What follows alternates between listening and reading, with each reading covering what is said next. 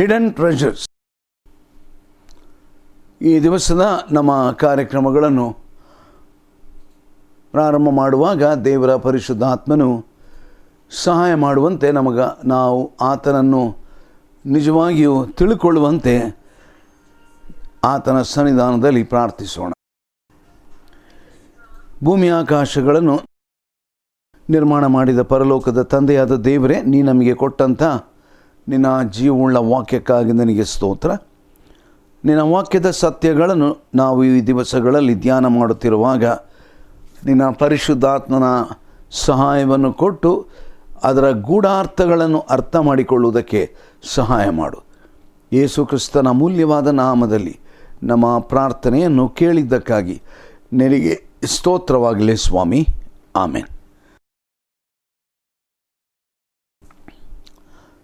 ನಾವು ಈ ದಿವಸಗಳಲ್ಲಿ ಭಕ್ತನಾದಂಥ ಪೌಲನು ಎಫೆಸದವರಿಗೆ ಬರೆದಂಥ ಪತ್ರಿಕೆಯ ಒಂದು ಪೀಠಿಕೆ ಮತ್ತು ಅದರ ಹಿನ್ನೆಲೆಯಲ್ಲಿ ಆತನು ಸಭೆಯ ಕುರಿತಾಗಿ ತಿಳಿಸ್ತಕ್ಕಂಥ ವಿಚಾರಗಳನ್ನು ನಾವು ಗ್ರಹಿಸುವುದಕ್ಕೆ ಪ್ರಯತ್ನಿಸ್ತಾ ಇದ್ದೇವೆ. ನಾನು ಕಳೆದ ಸಾರಿ ಮಾತನಾಡುವಾಗ ಯೇಸು ಕ್ರಿಸ್ತನು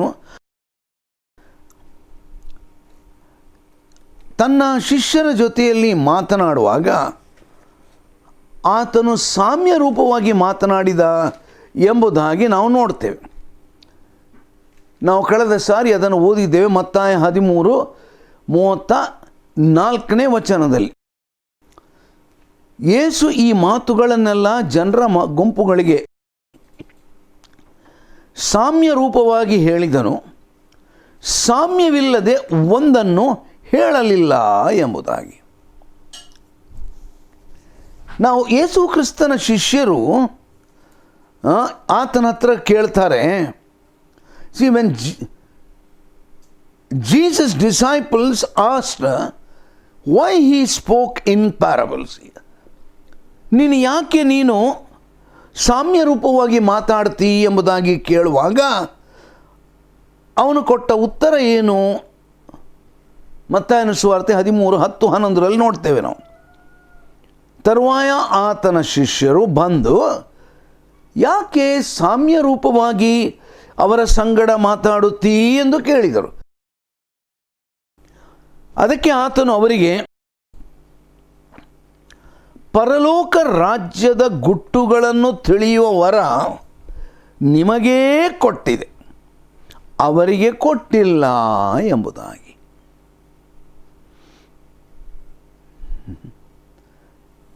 ಆತನ ಶಿಷ್ಯರ ಪ್ರಶ್ನೆ ಏನಾಗಿತ್ತು? Why, Jesus, you speak in parables? What was the answer of Jesus Christ? Now we see that in Matthew 13 and verse 10 and 11. To you it had been granted to know the mysteries of the kingdom of heaven, but to them it has not been granted. ಪರಲೋಕ ರಾಜ್ಯದ ಗುಟ್ಟುಗಳನ್ನು ತಿಳಿಯುವ ವರ ನಿಮಗೇ ಕೊಡಲ್ಪಟ್ಟಿದೆ, ಅವರಿಗೆ ಕೊಡಲ್ಪಟ್ಟಿಲ್ಲ ಎಂಬುದಾಗಿ. ನಾವು ಭಕ್ತನಾದಂಥ ಪೌಲನು ಕೊರಿಂಥದವರಿಗೆ ಬರೆದಂಥ ಆ ಮೊದಲನೇ ಪತ್ರಕ್ಕೆ ಬರುವಾಗ ಅಲ್ಲಿ ಆತನು 2ನೇ ಅಧ್ಯಾಯದಲ್ಲಿ ಒಂದು ಮಾತು ಹೇಳ್ತಾ ಇದ್ದಾನೆ. ಕೊರಿಂಥದವರಿಗೆ ಬರೆದಂಥ ಮೊದಲನೆಯ ಪತ್ರ 2ನೇ ಅಧ್ಯಾಯ ನಾವು 14ನೇ ವಚನಕ್ಕೆ ಬರುವಾಗ ಆತನು ಹೇಳಿದಂಥ ಮಾತುಗಳು ಹೀಗೆ ಉಂಟಲ್ಲಿ. 1 Corinthians chapter 2 verse 14. The natural person does not accept the things of the Spirit of God, for they are folly to him, and he is not able to understand them because they are spiritually discerned. ಪ್ರಾಕೃತ ಮನುಷ್ಯನು ದೇವರಾತ್ಮನ ವಿಷಯಗಳನ್ನು ಬೇಡವೆನ್ನುತ್ತಾನೆ. ಅವು ಅವನಿಗೆ ಹುಚ್ಚು ಮಾತಾಗಿ ತೋರುತ್ತವೆ. ಅವು ಆತ್ಮವಿಚಾರದಿಂದ ತಿಳಿಯತಕ್ಕವುಗಳಾಗಿರಲಾಗಿ ಅವನು ಅವುಗಳನ್ನು ಗ್ರಹಿಸಿಕೊಳ್ಳಲಾರನು. ಅನೇಕ ಸಾರಿ ಈ ಟೆಲಿವಿಷನ್ ಕಾರ್ಯಕ್ರಮಗಳಲ್ಲಿ ವಾಕ್ಯ ಬೋಧನೆ ಮಾಡುತ್ತಿರುವಾಗ ಕೆಲವರು ನನಗೆ ಪ್ರಶ್ನೆ ಮಾಡಿದ್ದುಂಟು, ಅಯ್ಯ ನೀವು ಹೇಳೋದು ನಮ್ಗೆ ಏನು ಅರ್ಥ ಆಗೋದಿಲ್ಲ ಅಂತ. ನೋಡಿ, ಅದಕ್ಕೆ ಉತ್ತರ ಇಲ್ಲೇ ಉಂಟು. ಪ್ರಾಕೃತ ಮನುಷ್ಯನು ದೇವರಾತ್ಮನ ವಿಷಯಗಳನ್ನು ಬೇಡವೆನ್ನುತ್ತಾನೆ. ಯಾರು ಇವನು ಪ್ರಾಕೃತ ಮನುಷ್ಯನು? ಯೇಸು ಕ್ರಿಸ್ತನನ್ನು ಅಂಗೀಕಾರ ಮಾಡದೆ ಪಾಪ ಪರಿಹಾರದ ನಿಶ್ಚಯತ್ವ ಇಲ್ಲದವನು.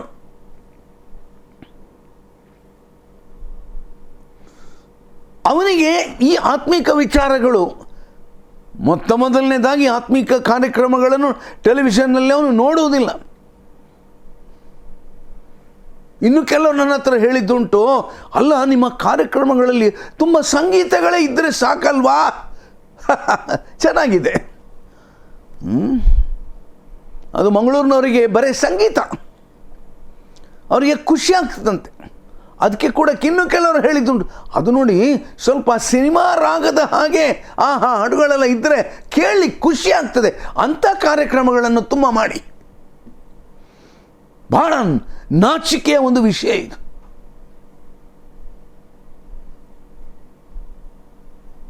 ಯೇಸು ಕ್ರಿಸ್ತನನ್ನು ತಿಳಿಯದಂಥ ಒಬ್ಬ ಮನುಷ್ಯನು ಕೇಳುವಂಥ ಪ್ರಶ್ನೆಗಳಿದೋ.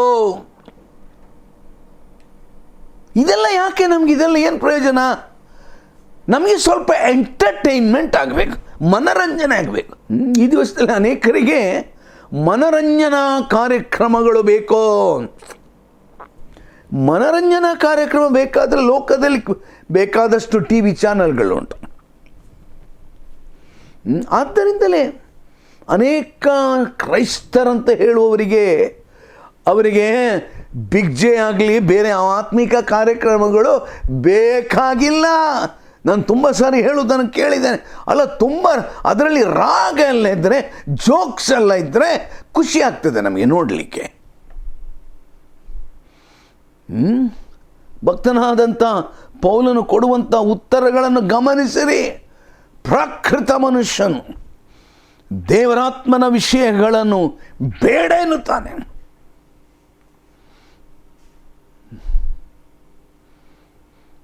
ಅವು ಅವನಿಗೆ ಹುಚ್ಚು ಮಾತಾಗಿ ತೋರುತ್ತದೆ. ಅವು ಆತ್ಮವಿಚಾರದಿಂದ ತಿಳಿಯತಕ್ಕವುಗಳಾಗಿರಲಾಗಿ ಅವನು ಅವುಗಳನ್ನು ಗ್ರಹಿಸಲಾರನು. ಆಮೇಲೆ ಮುಂದಕ್ಕೆ ಹೇಳ್ತಾನೆ ನೋಡ್ರಿ, ದೇವರಾತ್ಮನಿಂದ ನಡೆಸಿಕೊಳ್ಳುವವನೋ, ಅಂದರೆ ಯಾರ್ಯಾರು ಹೊಸದಾಗಿ ಹುಟ್ಟಿದ್ದಾರ ಅವರಲ್ಲಿ ದೇವರಾತ್ಮನಿದ್ದಾನೆ. ಒಬ್ಬ ಮನುಷ್ಯನು ಹೊಸದಾಗಿ ಹುಟ್ಟದಿದ್ದರೆ ದೇವರ ಆತ್ಮನವನಲ್ಲಿ ಇಲ್ಲ. ಕ್ರೈಸ್ತ ಕುಟುಂಬದಲ್ಲಿ ಹುಟ್ಟಿರ್ಬೋದು ನೀನು, ಕ್ರೈಸ್ತ ಸಂಪ್ರದಾಯದಂತೆ ಎಲ್ಲ ಸಂಪ್ರದಾಯಗಳನ್ನು ಮಾಡುತ್ತಿರಬಹುದು, ಆದರೆ ಹೊಸತಾಗಿ ಹುಟ್ಟಿದ ಅನುಭವ ನಿನಗಿಲ್ಲದಿದ್ದರೆ ಈ ಕಾರ್ಯಕ್ರಮಗಳು ಒಂಥರ ವಿಚಿತ್ರವಾಗಿ ಕಾಣಿಸ್ತದೆ. ಬಿಡಪ್ಪ, ಇದನ್ನೆಲ್ಲ ಆಫ್ ಮಾಡಿ, ಅದೇನೋ ಎಂಟರ್ಟೈನ್ಮೆಂಟ್ ಏನಿಲ್ಲ ಇಲ್ಲಿ. ನನ್ನ ಪ್ರಿಯರೇ, ನಾನು ಇಲ್ಲಿ ನಿಮ್ಮ ಮುಂದೆ ಇರುವಂಥದ್ದು ನಿಮಗೆ ಮನರಂಜನೆ ಮಾಡಲಿಕ್ಕಲ್ಲ, ಆತ್ಮೀಕ ಸತ್ಯಗಳನ್ನು ತಿಳಿಸಲಿಕ್ಕೆ.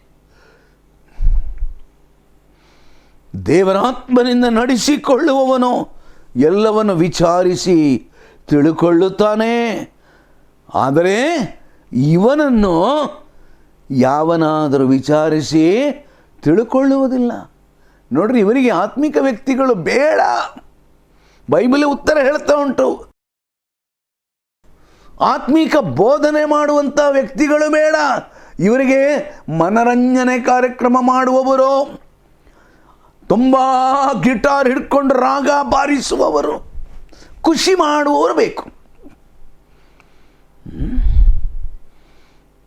ನನ್ನ ಪ್ರಿಯರೇ, ಭಾಳ ದುಃಖದ ದಿವಸಗಳಲ್ಲಿ ನಾವು ದಾಟಿ ಹೋಗ್ತಾ ಇದ್ದೇವೆ. ನಾನೊಂದು ಮಾತು ಹೇಳಲಿಯ ಪ್ರಿಯರೇ, believers and unbelievers can hear or read the same truth from God's word. ಒಬ್ಬ ವಿಶ್ವಾಸಿ ಮತ್ತು ಅವಿಶ್ವಾಸಿ ಅದೇ ಬೈಬಲನ್ನು ಓದೋದವ್ರು, ಬೇರೆ ಬೈಬಲ್ ಅಲ್ಲ, ಒಂದೇ ಬೈಬಲ್ ಓದ್ತಾರೆ. ಆದರೆ yet be affected differently in a different ways. ಆದರೆ ಅವರಿಗಾಗುವಂಥ ಪ್ರತಿಕ್ರಿಯೆ ಅದು ಭಿನ್ನವಾದದ್ದು. What is clear and meaningful to the believer, ಒಬ್ಬ ವಿಶ್ವಾಸಿಗೆ ಯಾವುದೋ ಒಂದು ಬಹಳ ಅರ್ಥಪೂರ್ಣವಾಗಿಯೂ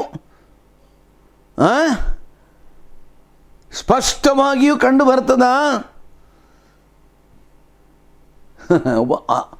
You know what happens to the unbeliever? He says, it's a nonsense. ಅವನಿಗೆ ಆತ್ಮಿಕ ವಿಚಾರಗಳು ಹುಚ್ಚು ಮಾತು, ನಾನ್ಸೆನ್ಸ್ ಅಂತೆ. ನನ್ನ ಕಿವಿಯಾರ ಕೇಳಿದ್ದೇನೆ ಜನರು ಹೇಳುವಂಥದ್ದು. ಅವ್ರಿಗೇನು ಕೆಲಸ ಇಲ್ಲ, ಅವರು ನಾನ್ಸೆನ್ಸ್ ಎಂಥದ ಮಾತಾಡ್ತಾರೆ. ನಾನ್ಸೆನ್ಸ್, ಬುದ್ಧಿ ಇಲ್ಲದ ಮಾತುಗಳು. ಆಮೇಲೆ ನನ್ನ ಪ್ರಿಯರೇ, ಆದುದರಿಂದಲೇ ಯೇಸು ಸ್ವಾಮಿ ಹೇಳಿದ್ದು ಬಹಳ ಗಂಭೀರವಾದಂಥ ಸತ್ಯ. ಜನರಿಗೆ ಅರ್ಥ ಆಗುವಂತೆ ನಾನು ಸಾಮ್ಯದಲ್ಲಿ ಹೇಳಿದೆ, ಅಷ್ಟಾದರೂ ಅರ್ಥ ಆಗಲ್ಲ ಅವರಿಗೆ. ನಾವು when the Bible talks about the mysteries of the kingdom of heaven, ಪರಲೋಕ ರಾಜ್ಯದ ರಹಸ್ಯಗಳು ಎಂಬುದಾಗಿ ಹೇಳುವಾಗ it refers to the truths revealed in the present form of God's kingdom. ಈ ದಿವಸದಲ್ಲಿ ಇರತಕ್ಕಂಥ ದೇವರ ರಾಜ್ಯದ ಆ ಒಂದು ಸ್ವರೂಪವನ್ನು ದೇವರ ವಾಕ್ಯ ನಮಗೆ ಹೇಳ್ತಾ ಉಂಟು. The Old Testament speaks much of God's kingdom and his rule over it. ಹಳೆಯ ಒಡಂಬಡಿಕೆಯಲ್ಲಿ ನಾವು ದೇವರ ರಾಜ್ಯ, ಆತನ ಆಳ್ವಿಕೆ ಕುರಿತಾಗಿ ನಾವು ಓದ್ತೇವೆ. ನಾವು the coming Messiah was shown as a ruling Messiah. ಬರಲಿಕ್ಕಿರುವಂಥ ಮೆಸ್ಸಿಯನು ಆಳುವಂಥ ಮೆಸ್ಸಿಯನಾಗಿ ಆತನು ತಿಳಿಸಲ್ಪಟ್ಟಿದ್ದಾನೆ. And the great anointed one, ಅಭಿಷಿಕ್ತನಾದಂಥ ಮೆಸ್ಸಿಯನು, whose eternal reign was prophesied even in the book of Genesis. ಬರಬೇಕಾದಂಥ ನಿತ್ಯ ಕಾಲದ ಮೆಸ್ಸಿಯನು ಆತನ ವಿಚಾರದಲ್ಲಿ ಆದಿಕಾಂಡದಲ್ಲಿಯೇ ಪ್ರವಾದನಾ ರೂಪವಾಗಿ ಬರೆಯಲ್ಪಟ್ಟಿತು. As he pronounced the blessings on his sons, Jacob said to Judah, ನೋಡ್ರಿ, ಯಾಕೋಬನು ತನ್ನ ಮಕ್ಕಳಿಗೆ ಆಶೀರ್ವಾದವನ್ನು ಕೊಡುವಾಗ ಯೂದ ಅವನ ಜೊತೆಯಲ್ಲಿ ಹೇಳ್ತಾನೆ. ನಾವು ಹಳೆ ಒಡಂಬಡಿಕೆಯಲ್ಲಿ ಆದಿಕಾಂಡ ಪುಸ್ತಕಕ್ಕೆ ಬರುವಾಗ ನಾವು ಈ ಸತ್ಯವನ್ನು ನಾವು ಧ್ಯಾನ ಮಾಡ್ಬೋದು. ಆದಿಕಾಂಡದಲ್ಲಿ 49ನೇ ಅಧ್ಯಾಯಕ್ಕೆ ಬರುವಾಗ 10ನೇ ವಚನದಲ್ಲಿ ಆತನು ಹೇಳಿದಂಥ ಸತ್ಯ ನಮ್ಮ ಗಮನಕ್ಕೆ ಬರ್ತದೆ. ಏನು ಹೇಳ್ತಾ ಇದ್ದಾನೆ? ರಾಜದಂಡವನ್ನು ಹಿಡಿಯತಕ್ಕವನು ಬರುವ ತನಕ ಆ ದಂಡವು ಯಹೂದನ ಕೈಯಿಂದ ತಪ್ಪುವುದಿಲ್ಲ, ಮುದ್ರೆ ಕೋಲು ಅವನ ಪಾದಗಳ ಬಳಿಯಿಂದ ಕದಲುವುದಿಲ್ಲ. ಅವನಿಗೆ ಅನ್ಯ ಜನಗಳು ವಿಧೇಯರಾಗಿರುವರೋ. ಅವನು ತನ್ನ ವಾಹನ ಪಶುವನ್ನು ದ್ರಾಕ್ಷಾಲತೆಗೆ ಕಟ್ಟುವನು. ನನ್ನ ಪ್ರಿಯರೇ, ದೇವರ ವಾಕ್ಯ ಬರೆದಂಥ ಸತ್ಯಗಳು ಇಂಗ್ಲಿಷಲ್ಲಿ ಹೀಗೆ ಉಂಟು. 10ನೇ ವಚನ, the scepter shall not depart from Judah, nor the ruler's staff from between his feet, until tribute comes to him, and to him shall be the obedience of the people. ಎಂಥ ಗಂಭೀರವಾದಂಥ ಸತ್ಯ. When we come to the New Testament, both John the Baptist and Jesus, ಸ್ನಾನಿಕನಾದ ಯೋಹಾನನು ಮತ್ತು ಯೇಸು, they began their ministries by proclaiming What did they proclaim? What did they proclaim? ನಾವು ಮತ್ತಾಯನ ಸುವಾರ್ತೆಗೆ ಬರುವಾಗ 3ನೇ ಅಧ್ಯಾಯದಲ್ಲಿ ಅಲ್ಲಿ ಸ್ನಾನಿಕನಾದಂಥ ಯೋಹಾನನು ಆತನು ಪ್ರಕಟಪಡಿಸಿದಂಥ ವಿಚಾರಗಳ ಕುರಿತಾಗಿ ನಾವಲ್ಲಿ ಗಮನಿಸಬಹುದು. 3ನೇ ಅಧ್ಯಾಯ ಮತ್ತಾಯನ ಸುವಾರ್ತೆ 3ನೇ ಅಧ್ಯಾಯ 2ನೇ ವಚನದಲ್ಲಿ ನಾವಲ್ಲಿ ಹೀಗೆ ಓದ್ತೇವೆ. ನಾವು ಏನುಂಟಲ್ಲಿ? Repent, for the kingdom of heaven is at hand.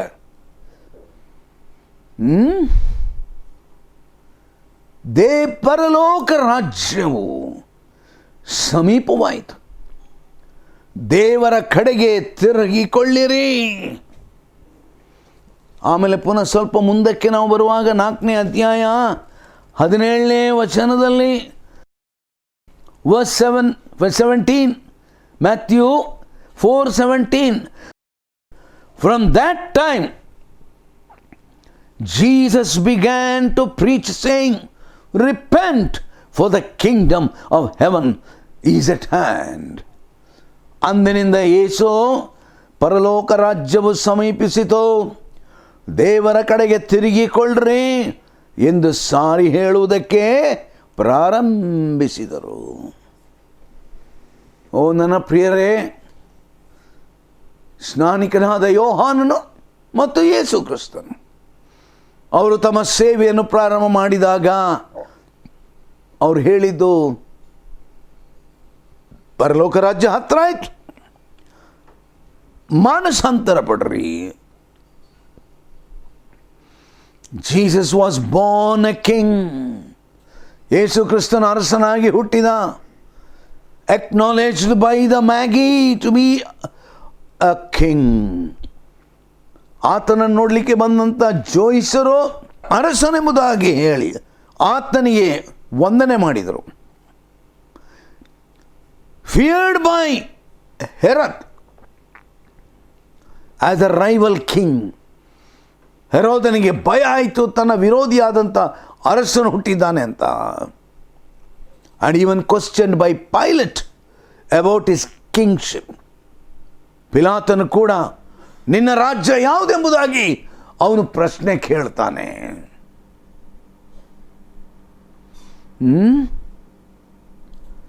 ನನ್ನ ಪ್ರಿಯರೇ, ಯೇಸು ಕ್ರಿಸ್ತನು ನೀನು ಯಾರ ಅರಸನೋ ಎಂಬುದಾಗಿ ಆತನು ಕೇಳುವಾಗ ಯೇಸುನಿ ಉತ್ತರ ಕೊಟ್ಟ. Jesus offered his kingdom to Israel. If the kingdom, and for Israel it was postponed. ನೋಡ್ರಿ, ಯೇಸು ಕ್ರಿಸ್ತನು ಆ ರಾಜ್ಯವನ್ನು ಇಸ್ರಾಯೇಲರಿಗೆ ವಾಗ್ದಾನ ಮಾಡಿದ್ದ.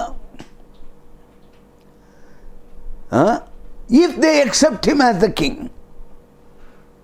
but they rejected him and they forfeited the kingdom. ಆದರೆ ಆ ಇಸ್ರಾಯೇಲ್ಯರು ಆತನನ್ನು ತಿರಸ್ಕರಿಸಿ ಆ ರಾಜ್ಯವನ್ನು ಕಳಕೊಂಡ್ರು. ಆದ್ದರಿಂದ for Israel it was postpone. ಇಸ್ರಾಯೇಲರಿಗೆ ಸಿಕ್ಕಬೇಕಾದಂಥ ರಾಜ್ಯ ಅದು ಮುಂದುವರಿಯಿತು. You know, the big Jews declared, when we come to the Luke's Gospel chapter 19 verse 14, oh, these Jews, they shouted, ಅವರು ಬೊಬ್ಬೆ ಹಾಕ್ತಾರೆ. ಏನು? During the time of crucifixion, ಕ್ರೂಜೆ ಹಾಕುವಂಥ ಸಂದರ್ಭದಲ್ಲಿ, we do not want this man to reign over us. ಇವನು ನಮ್ಮ ಮೇಲೆ ಆಳುವುದಕ್ಕೆ ನಮಗೆ ಅವಶ್ಯಕತೆ ಇಲ್ಲ. That man would not reign over them. ಅವರ ಮೇಲೆ ಯೇಸು ಆಳ್ವಿಕೆ ಮಾಡಬಾರದು ಎಂಬುದಾಗಿ. ಕಾನ್ಸಿಕ್ವೆಂಟ್ಲಿ, ಇದರ ಪರಿಣಾಮವಾಗಿ he has delayed establishing his earthly kingdom until Israel is saved. ಇಸ್ರಾಯೇಲ್ಯರು ರಕ್ಷಣೆ ಹೊಂದುವವರೆಗೆ ಆತನು ಈ ಲೋಕದಲ್ಲಿ ಸ್ಥಾಪನೆ ಮಾಡುವಂಥ ರಾಜ್ಯ ಅದನ್ನು ಆತನು ಮುಂದುವರಿಸಿದ, ಪೋಸ್ಟ್ಪೋನ್ ಆಯಿತು. And you know the Bible says he is coming again. ಯೇಸು ಕ್ರಿಸ್ತನು ಇನ್ನೊಂದು ಸಾರಿ ಬರ್ತಾ ಇದ್ದಾನೆ. ಯಾಕೆ ಬರ್ತಾನೆ? ಯಾಕೆ ಯೇಸು ಬರ್ತಾನೆ? Not to be the saviour of the world, ಈ ಲೋಕಕ್ಕೆ ರಕ್ಷಕನಾಗಿ ಅಲ್ಲ, but to be the king and to reign on earth for 1000 years. 1000 ವರ್ಷಗಳ ಆಳ್ವಿಕೆ ಈ ಲೋಕದಲ್ಲಿ ನಡಲಿಕ್ಕೆ ಆತನು ಹಿಂದಕ್ಕೆ ಬರ್ತಿದ್ದಾನೆ. ಈ ದಿವಸದಲ್ಲಿ ಲೋಕದಲ್ಲಿ ನಡೆಯುವಂಥ ಎಲ್ಲ ಸಂಭವಗಳು ಯೇಸುವಿನ ಎರಡನೆಯ ಬರೋಣವನ್ನು ಘಂಟಾಘೋಷವಾಗಿ ಬೊಬ್ಬೆ ಹಾಕಿಕೊಂಡು ಜನರಿಗೆ ತಿಳಿಸ್ತಾ ಉಂಟು. ಸ್ವಾಮಿ ಹೇಳ್ತಾ ಇದ್ದಾನೆ, ನಾನು ಬರ್ತೇನೆ. ಈ ದಿವಸದಲ್ಲಿ ನಾವು ನೋಡತಕ್ಕಂಥ ಕಾಯಿಲೆಗಳು, ಗುಣವಾಗದ ಕಾಯಿಲೆಗಳು, ಯುದ್ಧಗಳು, ಬರಗಳು,